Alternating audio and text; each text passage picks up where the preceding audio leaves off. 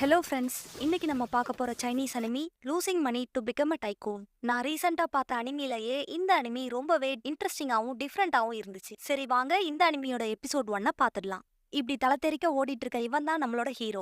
என்னோட பேரு குவின். நான் இவ்ளோ அவசரமா எங்க ஓடிட்டு இருக்கேன்னா இன்னைக்கும் வேலைக்கு நான் லேட்டா போயிடக்கூடாதுன்னு தான். கடந்த 2 வருஷத்துல நான் நிறைய கம்பெனிஸ்ல ஒர்க் பண்ணியிருந்திருக்கேன். ரொம்பவே மோசமான பாசஸையும் பார்த்திருக்கேன். இப்படி நம்ம ஹீரோ புலம்பிட்டே சப்வே வழியா ஓடி போய் ட்ரெயின்ல ஏறுறான். இப்போ வேக வேகமா ட்ரெயின்ல இருந்து இறங்கி அவன் ஆபீஸ நோக்கி ஓடுறான். அப்போ ரிசப்ஷன்ல இருக்க பொண்ணு இன்னும் 5 செகண்ட் தான் இருக்கு, சீக்கிரம் ஓடி வா அப்படின்னு சொல்றான். அப்போ நம்ம ஹீரோ வேகமா ஓடி வந்து அவன் ஃபிங்கர் பிரிண்ட்டை வச்சுட்டு தலை குப்புற விழுறான். ஆபீஸ் நேரத்துல ஒழுங்கா வேலையை பார்க்காம ஆபீஸ் சிஸ்டம்லயே உட்காந்து கேம் விளையாடுறான். அப்போ அவன் பாஸ் வர்றத பார்த்து வேலை பாக்குற மாதிரி நடிக்க ஆரம்பிக்கிறான். நம்ம ஹீரோ நடிக்கிறான்னு அவன் பாஸ்க்கு நல்லாவே தெரியும். சோ இவன் என்னதான் பண்றான்னு அவரும் ஒளிஞ்சிருந்து பாக்குறாரு. நம்ம ஹீரோ தான் கேடியாச்சே, அவனோட பாஸ் கண்ல படாம கேம் விளையாடுறான். இப்போ டான்னு 6 மணி ஆனதும் ஆபீஸ்ல இருந்து நம்ம ஹீரோ மின்னல் வேகத்துல வீட்டுக்கு கிளம்ப ரெடியாகி அடி எடுத்து வைக்கிறாரு. அப்போ அவன் முன்னாடி அவன் பாஸ் நிக்கிறத பார்த்து அப்படியே கீழே விழுந்துடுறான். அதுக்குள்ள சார் எங்க கிளம்பிட்டீங்க, உன் ப்ராஜெக்ட் காப்பீஸ் எனக்கு மெயில் பண்ணு. ஆனா பாஸ், ப்ராஜெக்டோட டெட்லைனுக்கு இன்னும் 1 வாரம் இருக்கே. 1 வாரம் இருந்தா என்ன, அந்த ப்ராஜெக்டோட காப்பீஸ் எனக்கு இப்பவே வேணும். அதுக்கு நம்ம ஹீரோ 1 வாரத்துல நீ என்ன மண்டையவா போட போறன்னு அவன் பாஸ் கிட்டயே ரொம்ப நக்கலா பேசுறான். என்கிட்டயே திமிரா பேசுறியா,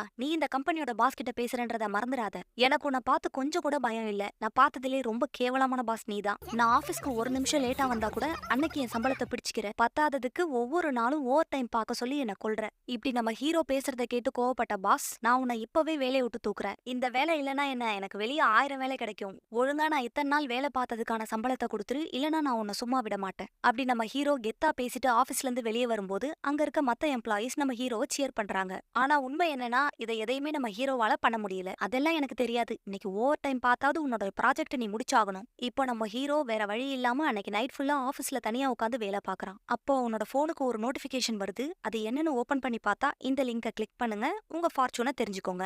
இப்போ நம்ம ஹீரோ அந்த லிங்கை கிளிக் பண்ணவே அவனோட போன்ல இருந்து fortune conversion system will be activated அப்படின்னு ஒரு வாய்ஸ் கேக்குது. என்ன நடக்குதுன்னு தெரியாம நம்ம ஹீரோவும் குழம்பி போயிருக்கான். சடனா போன்ல இருந்து நிறைய டிக்கெட்ஸ் அவனை சுத்தி பறந்து வருது. அப்போ திடீர்னு ஒரு கேட் வால் ஓபன் ஆகி நம்ம ஹீரோவை அதுக்குள்ள இழுத்துட்டு போயிடுது. குவின் எழுந்துரு, கிளாஸ்க்கு டைம் ஆயிடுச்சு. இன்னைக்கு நமக்கு டீனோட கிளாஸ் இருக்கு. அந்த ஆள் கண்டிப்பா அட்டெண்டன்ஸ் எடுப்பான். சோ லேட் பண்ணாம சீக்கிரமா கிளம்பி வா. ஒழுங்கா சீக்கிரமா கிளம்பி வா, ஏற்கனவே உனக்கு அட்டெண்டன்ஸ் கம்மியா இருக்கு அப்படின்னு நம்ம ஹீரோட ரூம்மேட்ஸும் சொல்ல தன்னை சுத்தி என்ன நடக்குதுன்னே தெரியாம நம்ம ஹீரோவும் குழம்பி போயிருக்கான். இது எந்த இடம், கனவு கிணவு காண்றோமா? அட இது என்னோட டோம். நான் திரும்பவும் என்னோட ஹை ஸ்கூலுக்கே வந்துட்டேன். அப்பதான் நம்ம ஹீரோக்கு அவன் டைம் டிராவல் பண்ணி பாஸ்டுக்கு வந்திருக்கான்றதே தெரியுது. இப்போ நான் என்ன பண்ணட்டும், பேசாம கிளாஸ்க்கே போயிடலாமா? எனக்கு நல்ல ஞாபகம் இருக்கு, அந்த லெக்சரர் ஒரு சரியான சிடுமூஞ்சி. அட்டெண்டன்ஸ் கம்மியா இருக்குன்னு போன செமஸ்டர்ல நிறைய ஸ்டூடெண்ட்ஸை ஃபெயில் பண்ணிட்டான். இப்போ என்ன பண்றது, இப்படி ஒரு நரகத்துல வந்து மாட்டிக்கிட்டேனே.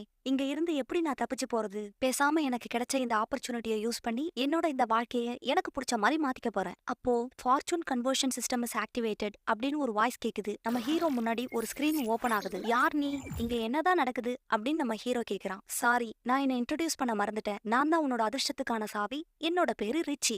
நான் உனக்கு கொஞ்சம் பணம் கொடுக்கலான்னு இருக்கேன். அதை வச்சு நீ பிசினஸ் பண்ணி சீக்கிரமாவே பணக்காரன் ஆகலாம். இதுல முதல் கட்டமா நான் உனக்கு 50,000 யுவான் தரப்போறேன். இதை கேக்குற நம்ம ஹீரோ ரொம்ப சந்தோஷமா, நான் பணக்காரன் ஆயிட்டேன், நான் ஆசைப்பட்ட வாழ்க்கைய வாழ போறேன். ரிச்சியும் அதோட ரூல்ஸை சொல்ல ஆரம்பிக்குது. நான் உனக்கு குறிப்பிட்ட டைம் இன்டர்வல்ல பணம் கொடுப்பேன். நீ அந்த பணத்தை உன்னோட கம்பெனி வளர்ச்சிக்கு யூஸ் பண்ணிக்கலாம். உன்னோட கம்பெனியோட ப்ராஃபிட் அண்ட் லாஸை பொறுத்து உனக்கு தேவையான பணத்தையும் நீ சம்பாதிச்சுக்கலாம். நான் இதுக்கு ஒத்துக்கிறேன்.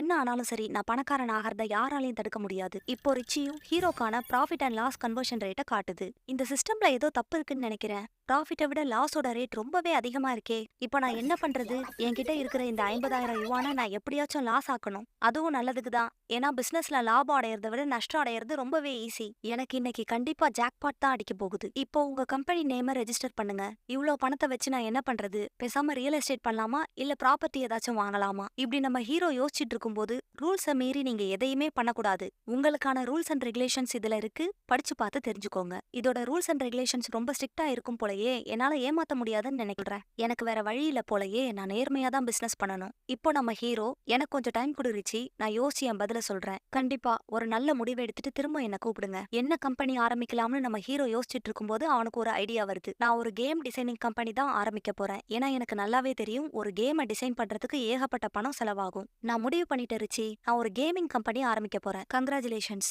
உங்க கம்பெனியோட நேமை ரெஜிஸ்டர் பண்ணுங்க. நான் ஆரம்பிக்க போற கம்பெனியோட நேம் டென்டா டெக்னாலஜிஸ்.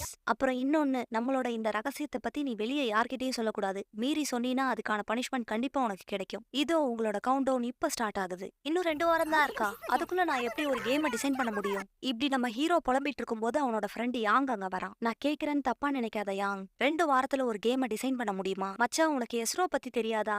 அதை வச்சு யார் வேணாலும் கேம் டிசைன் பண்ண முடியும். அதுக்கு கோடிங் தெரிஞ்சிருக்கணும்னு அவசியமே இல்ல. இப்ப நம்ம ஹீரோ எஸ்ரோவை வச்சு அவனுக்கான கேமை டிசைன் பண்றான். இந்த கேமை நான் ரொம்பவே மொக்கையா டிசைன் பண்ண போறேன். இதுல பிளேயர்ஸ் எக்ஸ்பெக்ட் பண்ற மாதிரி எந்த ஒரு இன்ட்ரெஸ்டிங்கான விஷயமும் இருக்காது. கூடவே இந்த கேமை முடிக்கிறதுக்கு 8 மணி நேரம் ஆகுற மாதிரி ஹீரோ கேமை டிசைன் பண்றான். ஒரு வழியா நம்ம ஹீரோவும் அவனோட இந்த லோன்லி டெசர்ட் ரோடுங்கிற கேமை பப்ளிஷ் பண்றான். அதோட அந்த கேமோட பிரைஸையும் ரொம்பவே சீப்பா செட். நான் கண்டிப்பா என்கிட்ட இருக்கிற மொத்த பணத்தையும் இந்த மொக்கையான கேம்னால இழந்துருவேன். இதுக்கப்புறம் வர எல்லா எபிசோட்ஸ்லயும் நிறைய ட்விஸ்ட் அண்ட் டர்ன்ஸ் வரப்போகுது. சோ மிஸ் பண்ணாம பாருங்க.